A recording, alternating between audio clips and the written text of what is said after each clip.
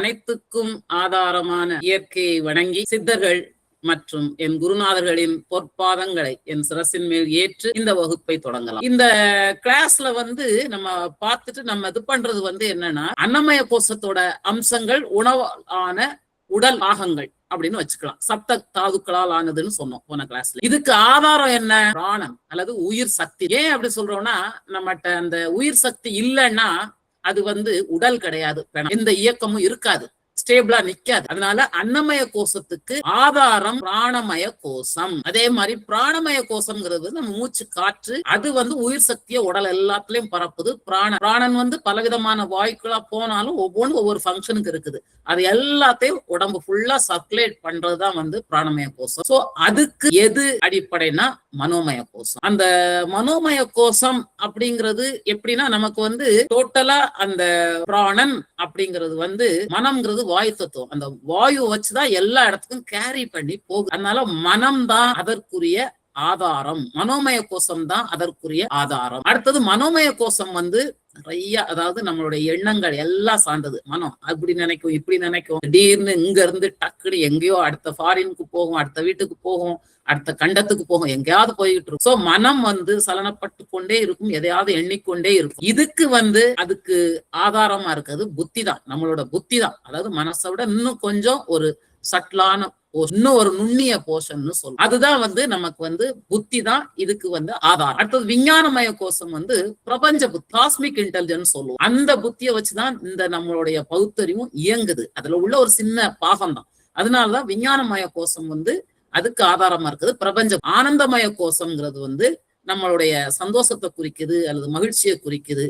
நம்ம பழைய நினைவுகள் எல்லாமே மெமரியில இருக்கும், ஸ்டோர் ஆனது. அதை பார்த்து அதை நம்ம யோசிச்சு அதை சிந்திச்சு அதை பார்த்து நினைக்கும் போது நமக்கு ஒரு சந்தோஷமா இருக்கலாம், துக்கமா இருக்கலாம், பல விதமான உணர்வுகள் வரும். அந்த உணர்வுகள் சம்பந்தப்பட்ட எல்லா மெமரிஸும் உள்ளது அந்த சித்தமும், அதனால உணர்வு இதெல்லாம் சேர்ந்ததுதான் ஆனந்தமய கோஷம்.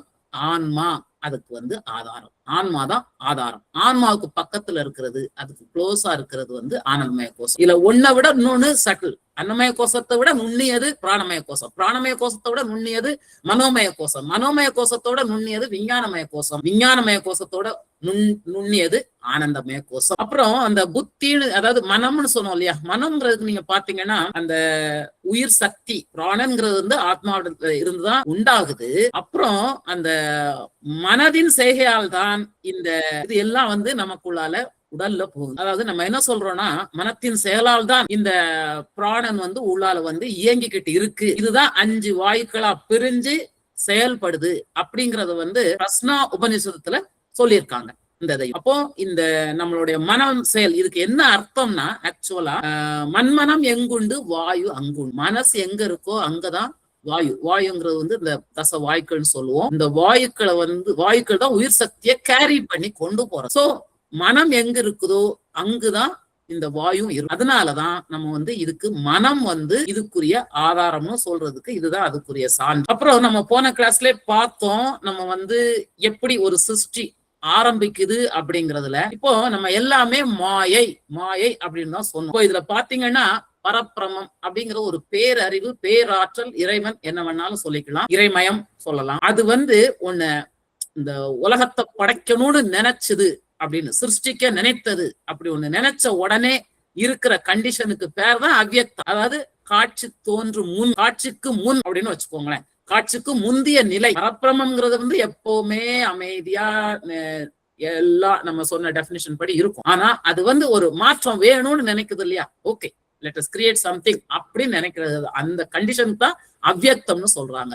காட்சிக்கு முன், ஜஸ்ட் பிஃபோர் த அப்பியரன்ஸ் வச்சுக்கோங்களேன். அப்புறம் அந்த 3 குணமும் வெளிப்படுறதுக்கு பேரு தான் மூல பிரகிருதி. அதாவது ஒவ்வொரு நிலையை எவ்வளவு அக்யூரேட்டா சொல்லியிருக்காங்க. அதாவது மூல பிரகிருதி தான் இயற்கை. இந்த அவ்யக்தம் இயற்கை எல்லாத்துலயுமே மகத்துங்கிற காஸ்மிக் இன்டெலிஜென்ஸும் இருக்கும், அகங்காரம் ஈகோவும் இருக்கும். இதுல சத்துவ குணத்தால சுத்த வித்தைங்கிறது மாயை. அந்த மூல பிரகிருதி தான் இந்த மாயையா மாறி, சத்துவ குணத்தோட மாயையா மாறி அந்த சத்துவ குணத்துல ரிஃப்ளெக்ட் ஆகுறது தான் நம்ம ஈஸ்வரன் பார்த்தோம்.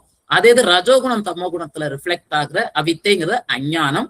அந்த அறியாமையில ரிஃப்ளெக்ட் ஆகுறதுதான் ஜீவன். சோ இதுல இருந்து கடைசியில பஞ்சபூதங்கள் தூலமா இருந்து சூக்மமா மாறதான் பஞ்சீகரணம் ப்ராசஸ்ல நமக்கு பஞ்சபூதங்களால தான் இந்த பிரபஞ்சமும் உற்பத்தி ஆகுது, ஜீவர்களும் உற்பத்தி ஆகுறாங்க. இந்த படத்தை எதுக்கு திருப்பி காட்டுறேன்னா, எப்படி சிருஷ்டி நடக்குன்னா பரபிரமத்துல இருந்து ஆரம்பிச்சு அது காட்சிக்கு முன்னால எப்படி இருந்தது, இயற்கையா குணத்தை வெளிப்படுத்துச்சுது. அந்த மகத் அகங்காரம் மூலம்தான், அந்த காஸ்மிக் இன்டெலிஜென்ஸ் அண்ட் ஈகோ வச்சுதான் சத்துவ குணத்து மூலம் நமக்கு பிரபஞ்சமும் ரஜோ தமோ குணம் மூலம் நமக்கு ஜீவர்களும் உற்பத்தி ஆனாங்க. அப்ப எல்லாத்துக்கும் பேஸ் ஒண்ணுதான். எல்லாமே பிரபஞ்சத்தை உற்பத்தி ஆனதும் சரி, ஜீவர்களும் உற்பத்தி ஆனது, அனைத்து ஜீவராசிகளும் உற்பத்தி ஆனதுக்கும் காரணம் இந்த பஞ்சபூதங்கள் தான். எல்லாமே பஞ்சபூதங்களால் ஆனவை. இதேதான் ரிவர்ஸ்ல வாங்க. அப்போ நம்ம இதுல இருந்து மேல போகணும், ரிவர்ஸ்ல போ. அப்போ அந்த தூல பஞ்சபூதங்களை சூக்கும பஞ்சபூதமா மாத்தணும். அதுல இருந்து மாயா சக்திய நம்ம அழிக்கணும். அந்த அகங்காரம், அந்த காஸ்மிக் இன்டெலிஜென்ஸ் அதையும் தாண்டி போய் முக்குணங்களும் ஒடுங்கி, அந்த ஒடுங்கிய அவ்யக்தம் காட்சிப்படாத நிலைக்கு போனதுக்கு அப்புறம் தான் மேல போய் லயமாகலாம். சோ அப் அண்ட் டவுன் உங்களுக்கு சிருஷ்டி லயம் ரெண்டும் புரியணுங்கிறக்காண்ட திருப்பி சொல்லியிருக்கிறேன். இப்போ இதுக்கு என்ன கொடுத்திருக்காங்கன்னா, இறைமயத்தின் படைப்பாற்றல், அதுதான் மாயை. இப்ப நம்ம இயற்கைய நம்ம டிஃபைன் பண்ற நம்ம அத்தனை ஞானிகளும் தனித்தனியா பிரிக்கல. அவங்க அதாவது இயற்கை வேற, இறைமயம் வேற அப்படின்னே பிரிக்கல. நம்ம இறைமயம்ங்கிறது பரபிரமம்னு ஒருத்தவங்க சொல்லலாம், பரம்பொருள்னு சொல்லலாம், இறைவன் சொல்லலாம், பேரறிவுன்னு சொல்லலாம், அல்டிமேட் ரியாலிட்டி, என்ன வேணாலும் சொல்லிட்டு போங்க. இது எந்த மதமும் சார்ந்தது இல்லை. அதைத்தான் சொல்ல விரும்புறேன். பரபிரமம்னா அது ஏதோ ஒரு மதத்தை சார்ந்த வார்த்தையே கிடையாது. அது பரம்பொருள், காலம் காலமாக என்றைக்கு தோன்றனே தெரியாத ஒரு பொருள். அது இறைவன் சிலவங்க சொல்றாங்க. நீங்க எந்த இறைவனாவும் நினைச்சுக்கோங்க, அது ஒரு பேரறிவு. அந்த அறிவை நீங்க நினைச்சே பார்க்க முடியாது, ஒரு அல்டிமேட் ரியாலிட்டி. இதுதான். அதாவது இந்த இயற்கைங்கிறது இந்த இறைமயத்தோட செயல்பாட்டு வடிவமான இயக்கம். அதுதான் இந்த இயற்கைக்கு தான் பேர் இருக்கும், அதுக்கு வடிவம் இருக்கும். நமக்கு அந்த தோற்றங்கள் வர்றதுலாம் அதுலதான் வரும். அந்த தோற்றத்தையும் பேரையும் கொடுக்கறதெல்லாம் இந்த மாயை அப்படின்னு சொல்லு. இதத்தான் ஸ்வேதாஸ்வதர உபநிடதம் அதுல சொல்லியிருக்குது. இயற்கைக்கும் இறைமயத்துக்கும் டைரக்டாவே எப்படி அந்த ரிலேஷன்ஷிப் இருக்குது அப்படிங்கிறது 4வது அத்தியாயத்துல 10வது ஸ்லோகத்துல சொல்லியிருக்காங்க. அதுல என்ன சொல்லியிருக்காங்கன்னா, இயற்கை அதாவது மேனிஃபெஸ்ட் ஆகும்போது, வெளிப்படும் போது 3 குணங்களோடு கூடிய ஆற்றலாதான் அது வெளிப்பட்டு செயல்படும். ஒண்ணு சத்துவ குணம். சத்துவ குணம்னா அமைதியா சமநிலையில பேலன்ஸ்டா இருக்கிறது. ரஜோகுணம் அதாவது வேகம், அப்படியே கம்பரமா சுத்தி வருவோம்ல, பிரிஸ்கா அப்படியே வேலை செய்யறது, அது ரஜோ. தமோ குணம்ங்கிறது, தமஸ்ங்கிறது என்னன்னா மந்த புத்தியா ஒரு ஜடத்தன்மையா இருக்குது, எதுக்கு இல்லாம தூங்கிக்கிட்டே அப்படியே ஒரு இது இல்லாம இருக்கு. இதுதான் தமோ குணம். இந்த 3 குணங்களும் தான் எல்லா அந்த பஞ்சபூதங்கள் சொன்னோம் இல்லையா, பஞ்சபூதங்களோட இந்த 3 குணங்களும் சேர்ந்துதான் இந்த கலவைதான் நமக்கு தோன்றிய ஜடப்பொருளா இருக்கட்டும், இல்லாட்டினா உயிர் பொருளா இருக்கட்டும், அது பிரபஞ்சமா இருக்கட்டும், ஜீவராசிகளா இருக்கட்டும், அத்தனையுமே இந்த 3 குணங்களோட பஞ்சபூதங்கள் சேர்ந்து உருவானதுதான் அப்படிங்கிறது. அப்புறம் இன்னொன்னு அடுத்தது, இதே சுவேதாஸ்வதர உபநிடத்துல, ஏன்னா இது சுவேதாஸ்வதரர் அப்படிங்கிற ஒரு முனிவர் இயற்றிய உபநிஷதம். 4வது அத்தியாயத்துல 5வது ஸ்லோகம். இதுல என்ன சொல்லியிருப்பாங்கன்னா, சிவப்பு, வெள்ளை மற்றும் கருப்பு நிறத்தில் ஒரு பிறக்காத பெண், unborn female, that is called as prakriti, அதுதான் இயற்கை. மேலும் அவள் தன்னை போன்ற பல சந்ததிகளை உருவாக்குகிறார். அந்த பிரகிருதி தான் பல விதமான அடுத்த ஜெனரேஷனை உருவாக்கு. ஒரு பிறக்காத ஆண், ஏன்னா பிறக்காத பெண், பிறக்காத ஆத்மா, அதாவது ஜீவாத்மான்னு சொல்லுவோம். நம்ம ஜீவன் சொல்றோம்ல, ஜீவாத்மா நேசிக்கிறான். அப்போ அந்த ஜீவாத்மா அந்த பிரகிருதி இயற்கைங்கிறதுக்கு ரொம்ப நெருக்கமா இருக்குது. அதே டைம்ல மற்றொரு பிறக்காத ஆண், இது பரமாத்மா, விடுவிக்கப்பட்ட ஆத்மா, பரபிரமம் சொல்றோம் இல்லையா, அந்த ஆத்மா இன்பங்களை எல்லாம் விட்டுட்டு, அதை அனுபவிச்ச பிறகு இன்பத்தை விட்டுட்டு அவளை கைவிடுகிறான். என்ன அர்த்தம்னா, நம்ம ஒரு ஸ்டேஜ் வந்ததுக்கு அப்புறம் ஓகே எல்லாத்தையும் அனுபவிச்சாச்சு, இதுல என்ன இருக்குது, இதையும் தாண்டி ஒண்ணு இருக்குது, அதுதான் அந்த பரபிரமம். அந்த பொருளோட நம்ம போய் எப்படி லயமாகிறது அப்படின்னு போறது அந்த பரமாத்மாவோட இணைகிறது. இந்த இதைத்தான் அழகா சொல்லியிருக்காங்க. அதாவது 3 விதமான வெள்ளை, கருப்பு, சிவப்பு எல்லாம் நம்ம அந்த இதுலயே சொல்றோம். மூலப்பிரகிருதி 3 குணமும் வெளிப்படுறது. அதுக்காக அந்த 3 கலர்லயே அதுலயுமே காட்டியிருப்போம். அப்ப நம்ம ஒரு சாதாரண வாழ்க்கையா புலன்களோட வாழ்ந்தோம்னா அந்த ஜீவாத்மா நம்மளோட ஒட்டிக்கிட்டே எப்ப அது விட்டு போகும், அனுபவிச்சு முடிஞ்சது. இதெல்லாம் ஒன்றுமே நிரந்தரம் அல்ல, இதெல்லாம் மாயை. இதை தாண்டி போயிருவோம். அப்படின்னு நினைச்சு போகும்போதுதான் பரமாத்மாவோட லயமாக முடியும். அடுத்தது இதத்தான் எப்படி சொல்லியிருக்காங்கன்னா, பிரகிருதி அப்படிங்கிற அந்த இயற்கைங்கிற மாயை, அந்த மாயையை இயக்குறவன் தான் மகேஸ்வரன், அது இறைவன், ஈஸ்வரன், என்ன வேணாலும் பரு சொல்லிக்கலாம். இந்த உலகம் முழுவதும் அந்த மாயையோட பகுதிகள் தான். அது வந்து ஜட பொருளா இருக்கலாம், உயிர் பொருளா இருக்கலாம், எல்லாத்தாலையும் நிறைந்தது அப்படின்னு இந்த 2 ஸ்லோகமும் நமக்கு ஹெல்ப்ஃபுல்லா இருக்கும். இந்த உற்பத்திக்கு இது எப்படி வருது, இந்த மாயைங்கிறது அனைத்துமே மாயை, அவ்யக்தம்ங்கிறது வந்து ஒன்று வெளிப்படாத நிலை, இதுக்கு கிளை எல்லாமே மாயை தான். மாயையில சத்துவ குணத்துல ரிஃப்ளெக்ட் ஆகி ஈஸ்வரன்கிறவரு நம்மளெல்லாம் அந்த பிரபஞ்சத்தை படைக்கிறாரு. அதே மாதிரி அந்த ரஜோதமோ குணத்துல ஜீவன்கிறவரு இந்த ஜீவ ராசிகளை உயிரினங்களை படைக்கிறாரு. இதுதான் நம்ம புரிஞ்சுக்கோ. மேல இருந்து கீழே வந்தா நம்ம வந்து ஜீவாத்மா உடலோட ஒட்டிக்கிட்டு அதோட அனுபவிச்சுட்டு இருக்கு. அதே டைம்ல நீங்க இதெல்லாம் மாயை மாயைன்னு புரிய மேல மேல மேல போன சூக்கும பஞ்சபூதமாகி சத்துவ குணம் மாயா சக்தியை உணர்ந்து அடுத்தது மகத் அகங்காரம், அதாவது காஸ்மிக் இன்டெலிஜென்ஸ் அண்ட் ஈகோ எல்லாம் அடங்கி மூல பிரகிருதி வரும்போது 3 குணங்கள் மாத்திரம் இருக்கும். அதுவும் ஒடுங்கினதுக்கு அப்புறம் அவ்யக்த நிலை, அப்புறம் தான் அகங்காரத்துக்கு பரப்பிரமத்தை போய் சேர முடியும். சோ இதுக்கு வந்து நம்ம ஏற்கனவே இதையும் சொல்லிட்டோம். என்னன்னது எதுக்கு கோஷங்கள் வந்து நான் வந்து உடலோட நம்ம உற்பத்தியோட சேர்த்து கனெக்ட் பண்ணி சொல்றேன். அப்ப அடுத்தது இன்னைய கிளாஸ்ல மெயினா நம்ம அடுத்து சொல்றது, ஏன்னா போன கிளாஸோட ரிவிஷன் தான் சொல்லியிருக்கிறேன், அந்த கரணங்கள்.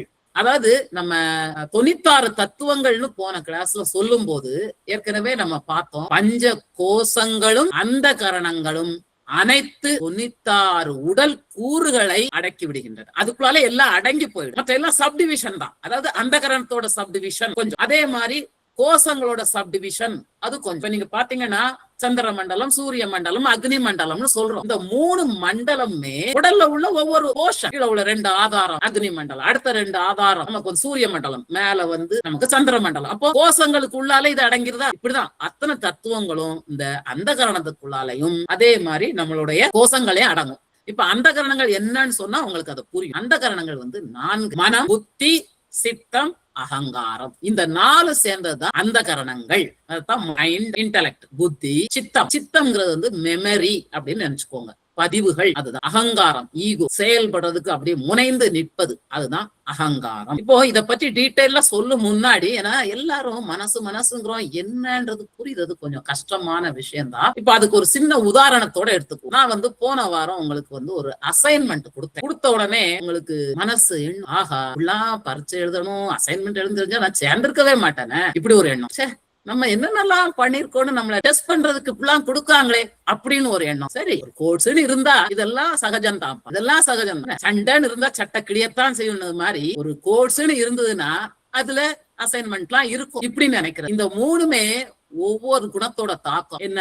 ஆமா, சமநிலையா யோசிக்குது. ஆமா, நம்ம கோர்ஸ் படிக்கிறோம், அப்ப நம்ம வந்து அசைன்மெண்ட் எழுதணும், அது ஒரு எண்ணம். இதே இது, ஆஹா நம்மள டெஸ்ட் பண்ண ஒரு இது வந்துருச்சு, அப்படியே உத்வேகத்தோட எழும்பி பண்ணிடணும், அது வந்து ரஜோகுண எண்ணம். அதே மாதிரி தமோ குணம், இதை சொல்லி தொலைச்சிருந்தா இந்த கர்மத்தை நான் அப்பவே செஞ்சிருக்க மாட்டேனே, கோர்ஸே சேர்ந்திருக்க மாட்டேனே, இது ஒரு எண்ணம், இது தமோ. சோ மனசுல பாத்தீங்கன்னா 3 விதமான எண்ணம் 3 விதமான குணங்களால ரிஃப்ளெக்ட் ஆகும். இதுல எந்த குணத்துல நல்ல குணம், நல்ல ஒரு எண்ணம் வரும், கெட்ட எண்ணம் வரும். அதான் நல்ல எண்ணம், கெட்ட எண்ணம், நல்ல புத்தி, கெட்ட புத்தி. சித்தத்திலே அதே மாதிரிதான், அகங்காரத்திலே நல்ல இது.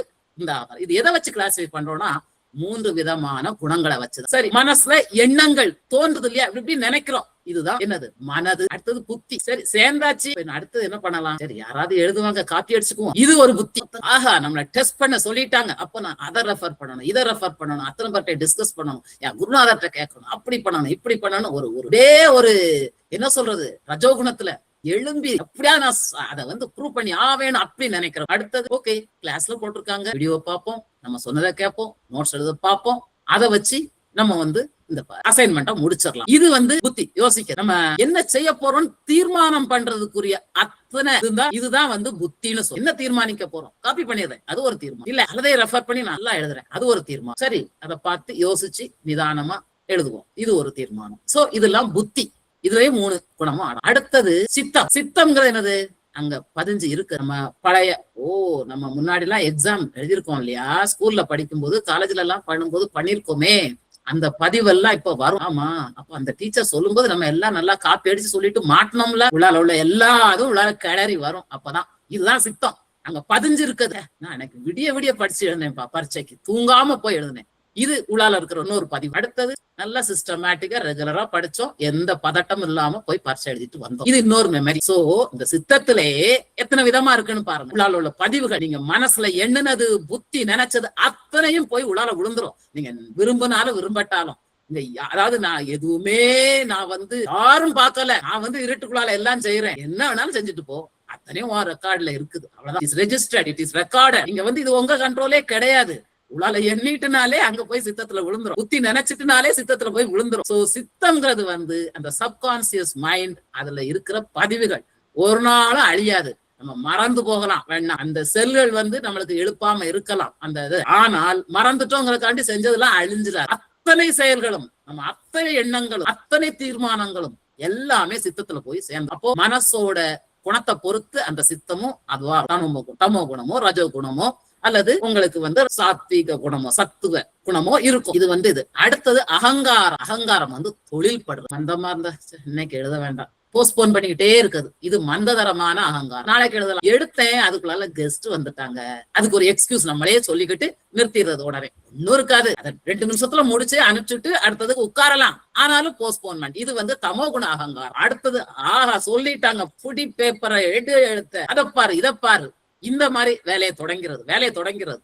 இது தமோ குண அகங்காரம். சாத்வ குணம், ஓகே சொல்லிட்டாங்க, இந்த டேட்ல முடிக்கணும், நான் இப்படி பிளான் பண்ணி இன்னைக்கு இவ்வளவு எழுதுறேன், நாளைக்கு இவ்வளவு எழுதுறேன் அப்படின்னு அந்த தொழில தொடங்கி ஒரு சிஸ்டமேட்டிக்கா சமநிலையில பண்றது. இது சத்துவகுண அகங்காரம். அப்போ இந்த 4 அந்தகரணம் இருக்கு இல்லையா, அந்த கரணம் எண்ணங்கள் இச்சிக்கும், ஆசை உண்டா, எண்ணங்கள் இச்சிக்கும், புத்தி நிச்சயிக்கும், புத்தி தான் டெசிஷன் எடுக்கும், சித்தம் அனைத்தையும் பதிவு பண்ண எல்லாம் ரெக்கார்ட் ஆகி மெமரியா ஸ்டோர் ஆயிடும். ஒவ்வொரு செல்லுலயும் ஸ்டோர் ஆயிடும்.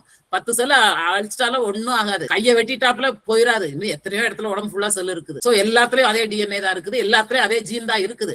நீங்க இந்த எல்லாம் அதாவது கம்ப்ளீட்டா உடம்பு அழிஞ்சாதான் செல் அழியும், அது வரைக்கும் அது அங்கதான் இருக்கும், கம்ப்ளீட்டா பதிவாய் இருக்கு. அகங்காரம் என்னோட கை காலு கண்ணை பாக்குறேன், பெண்ணை எடுக்கிறேன், பேப்பர் எடுக்கிறேன், எழுதுறேன். இது அகங்காரம்.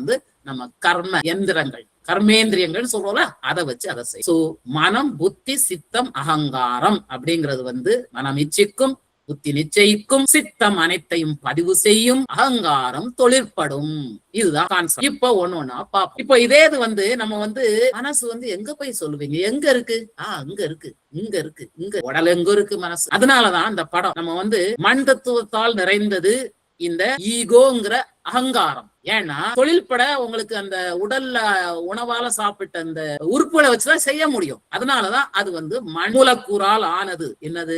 அகங்காரம். அடுத்தது சித்தம். சித்தம் கம்ப்ளீட்டா அது நீர் மூலம், பிராணன் மூலம் அது போய் எல்லா இடத்துலயும் அப்படியே ரெஜிஸ்டர். உடல்ல மூச்சு இருக்க வரைக்கும், சுத்திட்டே இருக்க வரைக்கும் போய் அங்க ரெக்கார்ட் ஆயிட்டே இருக்கும் எல்லா இடத்துலயும். அது பிராணன் வெள்ளை நிறம். அதனால அடுத்தது மைண்ட், மனசு. காற்றோட மூலக்கூறு தான் மனசுக்கு மெஜாரிட்டி இருக்குது. மற்ற மூலக்கூறு இருக்கும் பஞ்சகரணம் படி, பட் டாமினேட்டிங் மூலக்கூறு என்னன்னா காற்றுதான். காற்று நிறம் கருப்பு, நம்ம ஏற்கனவே பார்த்தோம். சோ அந்த உடம்புல இருக்கிற கம்ப்ளீட் அந்த மூலக்கூறால் ஆன அத்தனையும் தான் மனசு. அடுத்தது புத்தி. புத்தி வெப்பக்கூறு, வெப்ப மூலக்கூறு. சோ யோசிப்போல, யோசிக்க சூடு ஏறும் மண்டையில.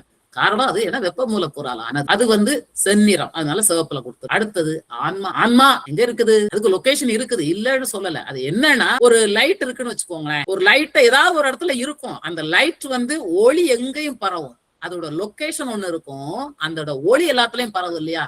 ஆன்ம சக்தி உடலெங்கும் இருக்கு. ஆன்மா இருக்கிறது உச்சிக்கு கீழே, உண்ணாக்கு மேலே. அது திருமந்திரத்துல சொல்லியிருக்காங்க. ஆனா அது உடலெங்கும் பரவி இருக்கு. அதுதான் அந்த ஆத்ம சக்தி. ஆத்ம சக்தி இருக்கிற வரைக்கும் தான் உடல் இயக்கம் உண்டு. அத்தனையும் ஆட்டி படைக்கிறது இந்த ஆத்மா தான். அத்தனை அந்த இயக்கங்கள் நடக்கிறது இந்த ஆத்மாவாலதான் அப்படிங்கிறத புரிஞ்சு. சோ மனம் புத்தி சித்தம் அகங்காரம் ஆன்மாங்கிறத இந்த மாதிரி நீங்க புரிஞ்சுக்கணும். அதுக்காக அந்த படத்தை எல்லாம் சேர்ந்ததுதான். தனியா இந்த ஒரு லேயர், அவுட்டர் மோஸ்ட் லேயர் மனம், அதுக்கு அடுத்த லேயர் அப்படி கிடையாது. ஆனா ஒன்னை விட ஒண்ணு சூட்சுமமான, மனதை விட கண்டிப்பா மனம். அடுத்தது புத்தி சூக்குமமானது, புத்தியை விட சித்தம் இன்னும் சூக்குமமானது, சித்தத்தை விட அகங்காரம் சூக்குமமானது. ஒண்ணு அடுத்தடுத்ததை விட சட்லர். அதுதான் நம்ம இப்போ அகங்காரம், அந்த கரணம். இதுல பாத்தீங்கன்னா நம்ம ஒன்னொன்னு அடுத்ததை விட இன்னும் கொஞ்சம் சூட்சுமமானதுன்றதையும் சொல்லிட்டேன். அந்த கரணங்கள்னா என்னன்னா, அந்தங்கிற வார்த்தை சான்ஸ்கிரிட் வேர்ட், அதுக்குன்னா உள் என்ற கரணம்னா கருவி. சோ உள்கருவிகள் முதல்ல பார்த்தோம். ஃபங்க்ஷனல்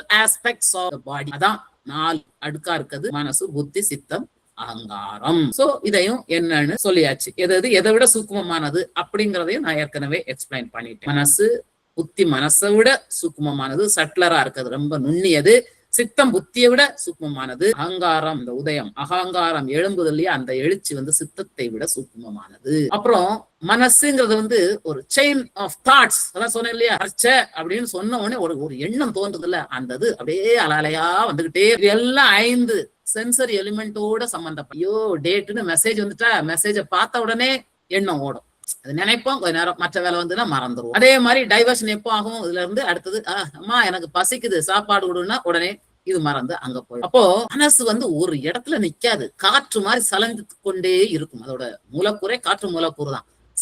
அதாவது சலனப்பட்டு கொண்டே இருக்கும். ஒவ்வொரு கண்டிஷனுக்கு இந்த வெளியில இருந்து புலன்கள் என்னென்னத்தெல்லாம் பார்க்குதோ கேக்குதோ ரசிக்குதோ அதுக்கு தகுந்தபடி எண்ணங்கள் மாறிக்கிட்டே இருக்கும். இதுதான் மைண்ட். பாத்தீங்கன்னா கண்ணால ஒரு சீனரிய பாக்குறீங்க, அப்படியே வெளியில ஒரு மரம், நல்ல அழகான இயற்கை சூழல், ஒரு நதியில அதை பார்க்கும்போது பாக்குது. கண்ணு மூலம் தான் அங்க போன உடனே மனசு எண்ணும். கண்ணு மூலம் பார்த்து மனசு எண்ணும்.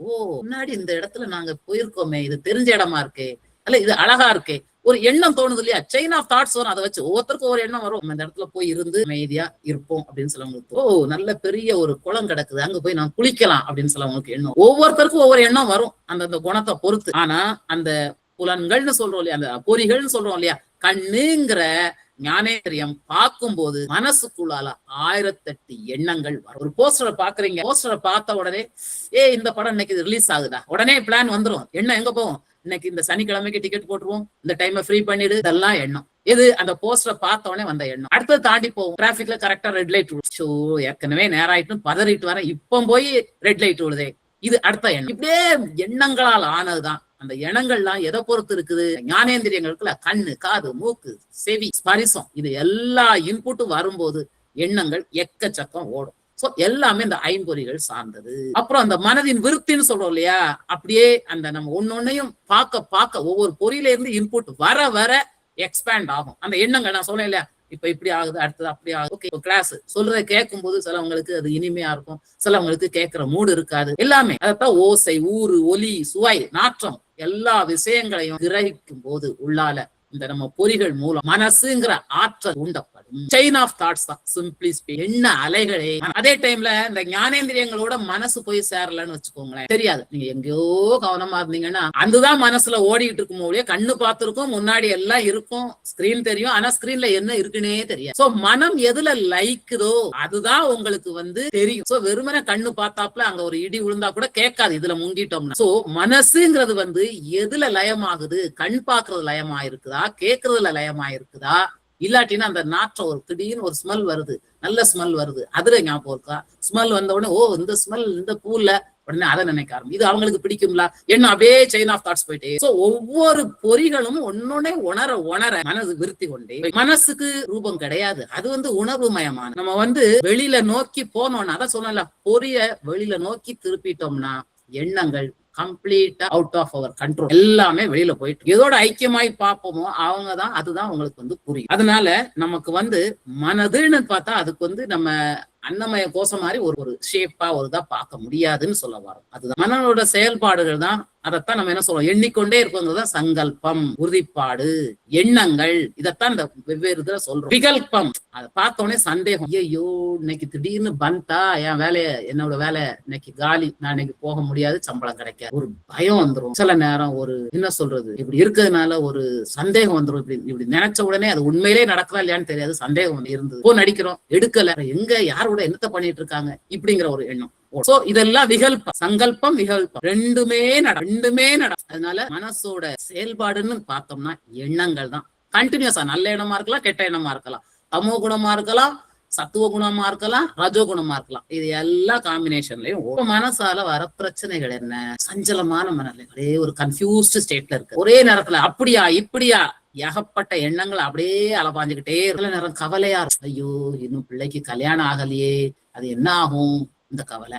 திடீர்னு ஐயோ ரிட்டையர்ட் ஆகுறோமே, இனி சம்பளம் பத்தாதே, எப்படி நான் குடும்பத்தை ஓட்ட போறேன் ஒரு பயம் வந்து கவலை வர வர வர தூக்கம் குறைஞ்சிடும். அப்புறம் உறவுகளுக்குள்ள புரிதலும் சரியா இல்லாத எண்ணத்தினால அவங்க ஒரு கான்டாக்ட்ல சொல்லியிருப்பாங்க, அதை சீரியஸா சும்மாதானே இருக்கீங்க அப்படின்னா போதும் ஒரு வார்த்தை. ரிட்டையர்ட் ஆகுது வரைக்கும் சும்மா இருக்கீங்கன்னா கோபமே வராது. ரிட்டையர்ட் ஆனதுக்கு அப்புறம் சும்மா தானே இருக்கீங்க, அதை கொஞ்சம் பாருங்கன்னா அப்படியே சல்லுன்னு மேல ஏறும் எண்ணம். இது எல்லாமே மனசோட பிரச்சனை. மனசோட அதை புரிஞ்சு மனம் சுத்தமாவும் இருக்கும் அசுத்தமாவும் இருக்கும். அதைத்தான் ஒவ்வொரு விஷயத்தையும் நம்ம வந்து எப்படி அந்த கெட்ட குணத்தை நல்ல குணத்தை புத்திய வச்சு யோசிச்சோம்னா நல்ல எண்ணமா மாத்தலாம். இந்த பயிற்சி தான் முத்திரையும் அதுக்கு ஹெல்ப். அசுத்தமான எண்ணங்களை சுத்தமா மாத்துறதுக்கு இது உதவி பண்ணுது. அந்த எண்ணம் வந்தாலும் நம்ம வந்து இதை பண்ண பண்ண பண்ண உங்களுக்கு அசுத்த எண்ணம் போய் சுத்த எண்ணம் வரும். அதுதான் அங்க கான்செப்ட். அடுத்தது புத்தி.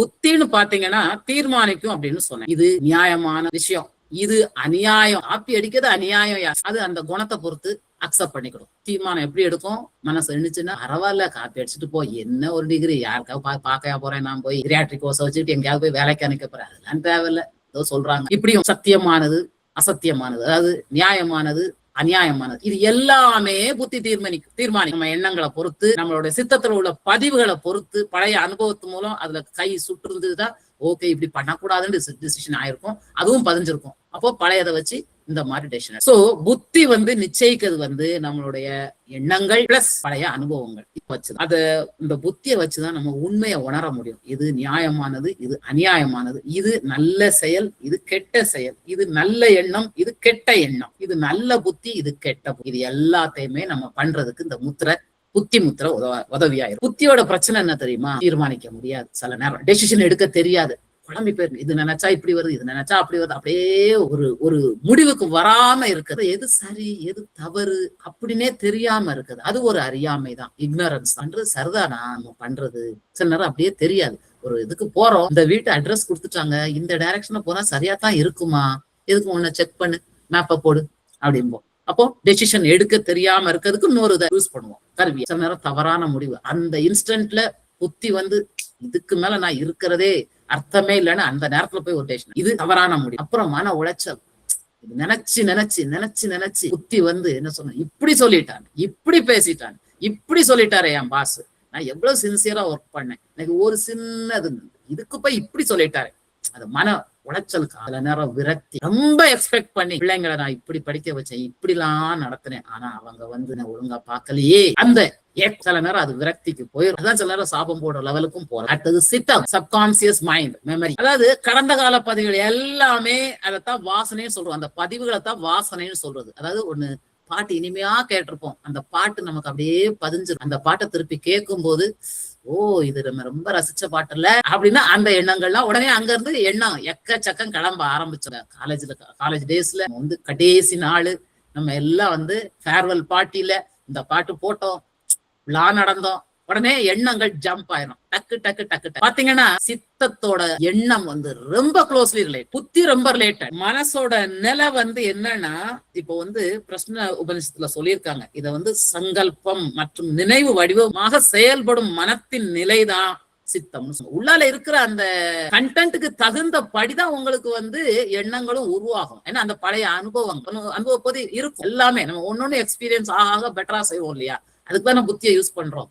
சோ அத்தனையும் பதிவாய சித்தம். சித்தத்தால் உள்ள பிரச்சனை என்ன தெரியுமா, பழைய நினைவுகளை அடிக்கடி நினைச்சு நினைச்சு நினைச்சு வேதனைப்படுறது. அங்க நினைவுகள் பெர்மனண்டா இருக்கிறதுனால ஃப்ரீக்வெண்டா நினைக்க அது வந்து வந்துகிட்டே இருக்கும், கவலை, பெர்மனண்டா வேதனை. அப்புறம் வலிமையான வாசனைகள், ஒரு கெட்ட நிகழ்வு நடந்துட்டுன்னா அந்த அதோட தாக்கம் ரொம்ப இருக்கும். அப்போ அந்த இது நினைப்பு வந்துகிட்டே இருக்கும். துன்ப கணங்கள், சில சிச்சுவேஷன் நமக்கு வந்து வெல்லவும் முடியாது முழுங்கவும் முடியாதுங்கிற சிச்சுவேஷனா இருக்கும். அப்போ அது வந்து ஒரே மனசு அப்படியே பாரமா இருக்கு, துயரத்திலே வாழ்றது. என் வாழ்க்கை இப்படி போயிருச்சு, நான் தனியா ஆயிட்டேனே, தனிமரமா ஆயிட்டேனே, அப்படியே துக்கமாவே நினைச்சிருக்கு. சில நேரம் செஞ்ச தப்பு உள்ளால மனசுல அரைச்சுக்கிட்டே இருக்கும், அதை மறக்க முடியாம அந்த சித்தத்துல இருந்து வந்து வந்து வந்து நம்மளை தாக்கிக்கிட்டே இருக்கும் அந்த மெமரிஸ். அது வந்து சித்தத்தோட பிரச்சனை. தியானத்துல சஞ்சனம், தியானம் பண்ண உட்கார்ந்துருப்போம், கர்மம் எல்லாம் அந்த சித்தத்தோட எல்லாம் அப்பதான் எழும்பும். உட்கார்ந்து கண்ணை மூடி தியானம் பண்ண ஆரம்பிச்சேன், ஆஹா இன்னைக்கு நான் மாவாட்டணுமே, அரிசி எல்லாம் தோசைக்கெல்லாம் ஊற வைக்கணுமே, அப்பதான் சரி போய் ஊற வச்சு அடுத்த உட்கார் நைட் டின்னருக்கு என்ன செய்யணும். இதுதான் தியானத்தோட நிலை. ஒவ்வொன்றும் அதாவது எண்ணங்கள் வந்து அங்க உள்ளால ஒரு என்னென்ன சித்தத்துல பதிவாயிருக்கோ அந்த பதிவானதெல்லாம் என்ன பதிவாயிருக்கோ, இன்னைக்கு இத்தனை மணிக்கு டின்னர் சாப்பிடணும், அப்ப இத்தனை மணிக்கு நம்ம வந்து ரெடி பண்ணணும். அதெல்லாம் மெமரியில இருக்குது. ஒரு இடத்துல தியானத்துல உட்காரும் போது அத்தனையும் கிளம்பும். இதுதான் சித்தத்தோட பிரச்சனை. அடுத்தது அகங்காரம். அகங்காரம் வந்து நான் தான் பண்றேன், இந்த கை இருக்குல்ல, இந்த கைட்ட எழுதுட்டேன், இந்த கை தான் எழுது, கண்ணுதான் பார்த்து, மூளைதான் வேலை செஞ்சு, இதுதான் பண்ணிச்சு. இந்த ஒவ்வொரு கருவியை நினைச்சுக்கிட்டு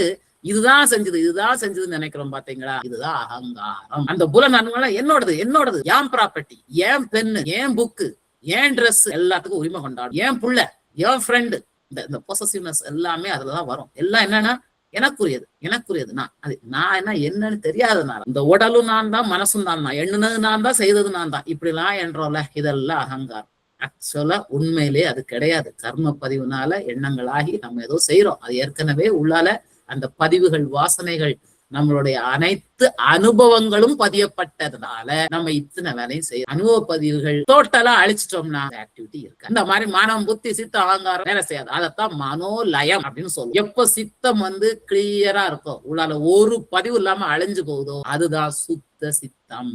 அப்பதான் அகங்காரமும் ஒளியும், மனமும் ஒளியும், புத்தியும். அகங்காரத்தால உள்ள பிரச்சனை, நான் தான் பண்ணேன், என்னோட உழைப்பாலதான் இப்படி அப்படியே உயர்ந்து வந்தேன் அப்படிங்கிற. அதே மாதிரி அகங்காரத்தால் தான் அமைதியா இருக்கதும் அகங்காரம். சத்து அகங்காரம் ஆதிக்கம் பண்றது, டாமினேட்டிங் கேரக்டர். அந்த அகங்காரத்தால் நான் பண்ணுவேன், வேற யாரும் பண்றதெல்லாம் சரியில்லை, பணிவு குறைபாடு, யாரையும் மதிக்கிறது இல்லப்பா, அந்த ஆள் தலக்கணத்துல சுத்திட்டு அலைவா இருப்பா அப்படிமோல, அது அகங்காரம். நீ என்ன இப்படி பண்ணிட்டியா, நான் உன்னை பழி வாங்க விட மாட்டேன், பழி வாங்கியே தீருவேன் அப்படின்னு நினைக்கிறது வந்து அகங்காரம். ஈகோ ஒண்ணு இன்ஃபீரியாரிட்டி காம்ப்ளெக்ஸா இருக்கலாம், அது சுப்பீரியாரிட்டி காம்ப்ளெக்ஸா இருக்கலாம். ரெண்டுக்குள்ள இடைவெளி. அப்புறம் நமக்குள்ளால, நம்ம ஸ்பௌஸுக்குள்ளாலேயோ குழந்தைகளுக்குள்ளாலேயோ இந்த உடலும் உறவுகள் இருக்குல்ல, இந்த பந்தங்களுக்குள்ளால, இது எல்லாம் அகங்காரத்தோட பிரச்சனை தான். நான் சொல்லவா, நான் அவ்வளவு பண்ணிட்டேன், நான் ஏன் சொல்ல இல்ல, எனக்கும் அறிவு இருக்குல்ல, நான் என்ன அப்படியா தப்பா போயிடுவேன், ஏன் என்ன போட்டு இப்படி பண்றீங்க, இப்படி ஒவ்வொருத்தரோட அந்த உறவுகளுக்குள்ளால ஒரு புரிதல் இல்லாத. அப்புறம் அகங்காரத்தோட பிரச்சனை தான். எப்ப தாமச அகங்காரம் இருக்கோ செயல்பாடுகளை அப்படியே தாமதப்படுத்தும். Postponement of any work. வீடு கிளீன் பண்ணுமா, வேண்டாம், சரி நாளைக்கு பண்ணிக்கலாம், நாளைக்கு பண்ணிக்கலாம், இப்படியே போஸ்ட்போன். இது எல்லாமே அகங்காரத்தோட பிரச்சனைகள். ஏன்னா நம்ம வந்து மனம், புத்தி, சித்தம், அகங்காரத்தை யோசிச்சே பார்த்திருக்க மாட்டோம். நீங்க அதை யோசிக்கதான் நீங்க உள்நோக்கிய பயணமும் உள்ளால அந்த உள்ளுணர்வு புரிய ஆரம்பிக்கிறது எப்போன்னா அந்த காரணங்களை புரிய ஆரம்பிக்கும் போதுதான். எப்படி ஒரு மூச்சு சுவாசத்தை நீங்க கவனிச்சு இடது பக்கம் போகுதா வலது பக்கம் போகுதான்னு நீங்க கண்டுபிடிக்கிறீங்களோ அப்பவே நீங்க வந்து உள்முகமா உங்களோட திருப்புறீங்க. கண்ணோ, காதோ, மூக்கோ, வாயோ, உடல் ஸ்பரிசமோ வேலை செய்யாது. கம்ப்ளீட் மாத்திரம் உள்ளால போகுதான்னு கவனிக்கிறோம். அது வந்து முதல் படி, உங்களோட உள்முகமா திருப்புற. அடுத்தது மனசுனா என்ன, நீங்க இதை யோசிச்சு பாருங்க. ஒரு நாள்ல எல்லாம் இது புரியாது. திருப்பி நீங்களே யோசிச்சு பாருங்க. எக்ஸாம்பிள் நான் சொன்னதை வச்சுக்கிட்டு, இது கஷ்டமா, சந்தேகமே கிடையாது, கஷ்டமான பாடம். என்னன்னா நல்ல எண்ணம், கெட்ட எண்ணம் இருக்கு, 3 குணத்தால் ஆன. புத்தியும் அப்படிதான், சித்தமும் அப்படிதான், அகங்காரமும் அப்படிதான். ஒவ்வொன்றுக்கும் டிஃபரன்ஸையும் சொல்லியாச்சு. இனி யோசிச்சு நீங்க புரிய ஆரம்பிக்கும் போது உங்களுக்கு வந்து கொஞ்சம் கொஞ்சமா அதுவும் உணர முடியும். பாத்தீங்கன்னா நம்ம எத்தனை விதமான உணர்வுகள்னு பாருங்க. மகிழ்ச்சி, சிரிப்பு, ஆனந்தம், திருப்தி, பெருமை, நன்றி உணர்வு, துக்கம், வருத்தம், மனச்சோர்வு, தனிமை, பரிதாபம், இழப்புணர்வு, கோபம், சினம், நேர்மறை உணர்வு, வெளிப்படையான மகிழ்ச்சி, ஆழ்ந்த ஆனந்த நிலை, மன நிறைவு, சாதனை உணர்வு, பாராட்டும் மனநிலை, அடிப்படை எதிர்மறை உணர்வு, நெகட்டிவிட்டி, கடந்த தவறுகளை நினைத்தல், நீண்ட துக்க நிலை, தனிமையில் ஏற்படும் சோகம், மற்றவருக்கான இரக்கம், யாரையோ எதையோ பறிகொடுத்தது மாதிரி உட்கார்ந்துட்டு இருக்கு, எதிர்ப்பு உணர்வு, தீவிரமான கோபம், சீற்றம், அடம் பிடிக்கிறது, பழி வாங்குற எண்ணம், வெறுப்பு, பயம், பதட்டம், கவலை, சந்தேகம், குற்ற உணர்வு, பாதுகாப்பின்மை, ஆசை, பேராசை, விருப்பு, ஏக்கம், கட்டுப்பாடு இழந்த கோபம், பிடிவாத மனநிலை, எதிராளியை துன்புறுத்தும் எண்ணம், எதிர்காலம் குறித்த பதட்டம், சிறிய பயம், அமைதியின்மை, மற்றவரை நம்பாம இருக்கிறது, தவறுக்கு மன வருத்தம், தன்னம்பிக்கை குறைவு, எதையாவது அடைய விருப்பம், அளவுக்கு மீறிய விருப்பம், சாதாரண ஈர்ப்பு, கிடைக்காததை அடைய விரும்புவது, விரக்தி, அன்பு, நட்பு, கருணை, பரிவு, காதல், பக்தி, பொறாமை, ஏக்கம், ஒப்பீட்டு கசப்பு, தாழ்வு உணர்வு, அதிர்ச்சி, அருவருப்பு, வீரம், சாந்தம், ஆசை நிறைவேறாததால் வரும் துக்கம், மனிதரின் உச்சமான நேர்மறை உணர்வு, உறவு உணர்வு, பிறருக்கான இரக்கம், நெருக்கமான கவனி, ஆழ்ந்த ஆன்மீக ஈடுபாடு, மற்றவர் முன்னேற்றத்தை கண்டு உண்டாகும் வலி, ஜெலஸ், மற்றவரிடம் உள்ளதை நாமும் விரும்புதல், தன்னை மற்றோடு ஒப்பிட்டு தோல்வின்னு நினைச்சிடுறது, தன்னை தாழ்வாக உணர்றது, எதிர்பாராத மாற்றம், வெறுப்பு, தைரிய உணர்வு, அமைதியான மனநிலை. பாத்தீங்கன்னா இத்தனையும் இந்த மனம், புத்தி, சித்தம், அகங்காரம். நான் இத்தனைதான் லிஸ்ட் அவுட் பண்ணியிருக்கிறேன். இது எல்லாம் வந்து என்னது, ஆமா எல்லாம் இருக்கு. இது எல்லாம் ஒவ்வொரு மனசுல ஒவ்வொரு குணத்தை பொறுத்து இருக்கு. தமோ குணத்தை பொறுத்து இருக்குது, அல்லாட்டினா ரஜோ குணத்தை பொறுத்து இருக்குது, இல்லாட்டினா அதோட சத்துவ குணத்தை பொறுத்து இருக்கு. சோ மனதான் எடுத்தீங்கன்னா அதுல 3 குணத்தோட காம்பினேஷன் வரும். புத்தின்னு எடுத்தீங்கன்னா 3 குண காம்பினேஷன் வரும். புத்தி, சித்தம், அகங்காரம் எல்லாத்துலயுமே 3 குணத்தையும் அப்ளை பண்ணி இது ஒவ்வொரு உணர்வும் மனசு சம்பந்தப்பட்டதா, புத்தி சம்பந்தப்பட்டதா,